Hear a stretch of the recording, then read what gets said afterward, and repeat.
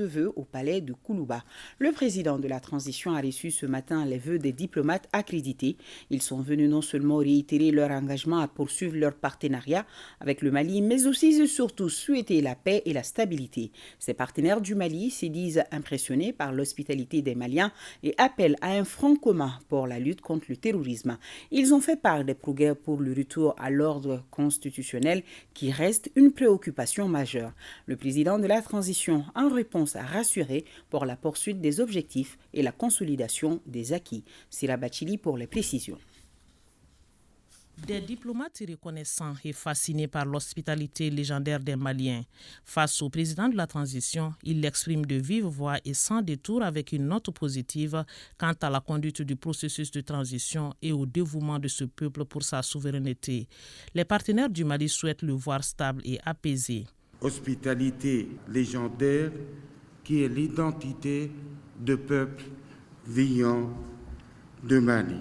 Certes meurtrier par cette guerre barbare imposée, mais décidé à rester debout comme lui dicte son histoire glorieuse. La lutte contre le terrorisme exige plus d'efforts et d'engagement de notre part. Aucun État ne peut faire face tout seul à cette menace. L'évolution de cette crise sécuritaire démontre suffisamment qu'il s'agit d'une affaire qui ne concerne pas que le Malien et le Mali. Nous apprécions à leur juste valeur la montée en puissance, la détermination et l'engagement des forces armées maliennes dans le maillage sécuritaire des territoires.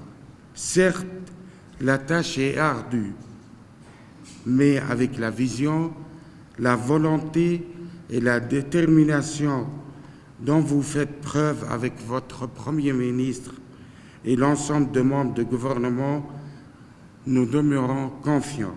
Confiant donc avec le constat de la voie tracée pour le retour à l'ordre constitutionnel, le doyen du corps diplomatique de poursuivre sur l'adoption de la loi électorale, l'installation des membres de l'EJ, l'autorité indépendante de gestion des élections et la finalisation de l'avant-projet de constitution.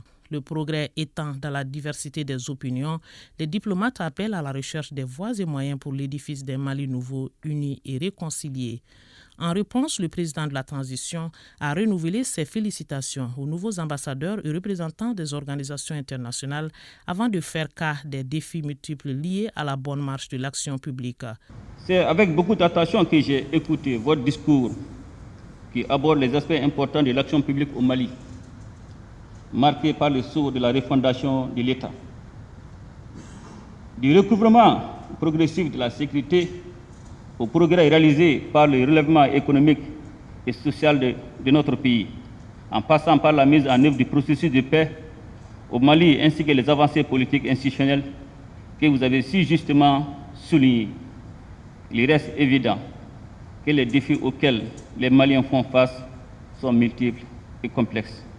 Je m'associe volontiers à votre constat qui établit que la lutte contre le terrorisme appelle à des efforts convergents, y compris la communauté internationale.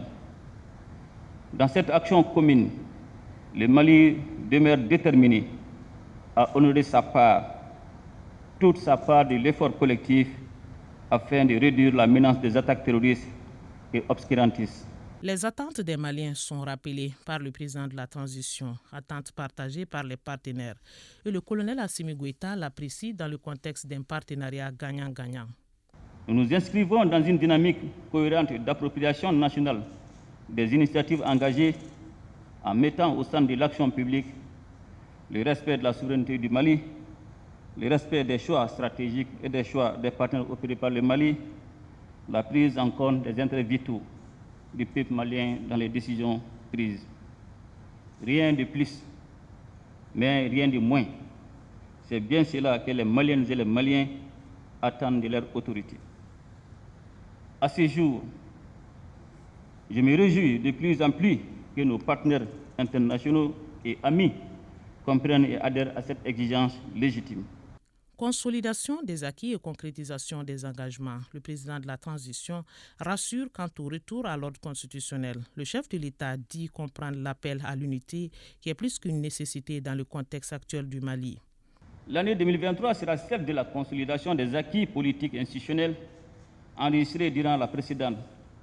Et conformément à sa démarche consensuelle, participative et inclusive, le gouvernement travaillera à poursuivre la mise en œuvre des réformes politiques et institutionnelles initiées et qui consistent en l'application sans détour de la volonté des Maliennes et des Maliens largement exprimée durant les assises nationales de la refondation. L'ambition de la transition est de mettre en place les bases solides en vue de renforcer le processus démocratique par la consolidation de l'état de droit, de poursuivre les efforts de redressement de l'économie et d'intensifier les actions orientées vers l'amélioration des conditions de vie des populations. J'ai entendu avec beaucoup d'intérêt votre appel en faveur de l'unité entre tous les filles et fils de notre pays, y compris dans le cadre de la mise en œuvre de l'accord pour la paix et la réconciliation au Mali, issu du processus d'Alger. Hommage a été rendu aux victimes civiles et militaires, toutes nationalités confondues, tombées pour le Mali.